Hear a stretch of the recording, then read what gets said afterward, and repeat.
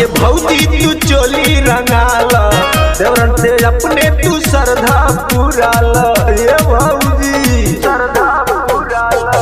आवा ये भौजी तू चोली रंगाला देवरन से अपने तू श्रद्धा पुराला। भैया साली भर रहेलो बहरा ना पैबू तू मौका सुनहरा। भैया साली भर रहेलो बहरा ना पैबू तू मौका सुनहरा।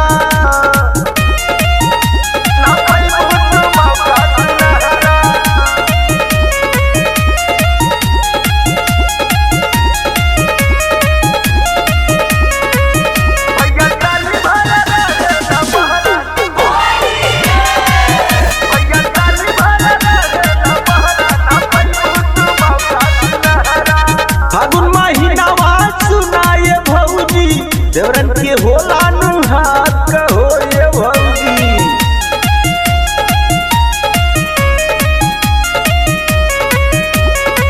नया तरीका से रंगवा लगाए भैया के होई ना साथ कहो। सुना फागुन के आइल बलहरा ना पैबू तू मौका सुनहरा। भैया साली भर रहेला बहरा ना पैबू तू मौका सुनहरा।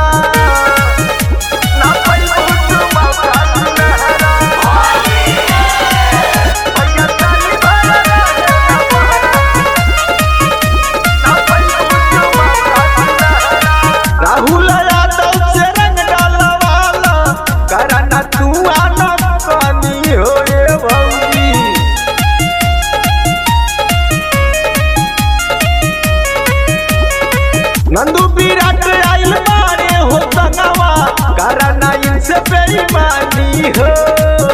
अब रंगे दया पन तू पिजरा ना पैबू तू मौका सुनहरा। भैया साली भर रहेला बहरा ना पैबू तू मौका सुनहरा।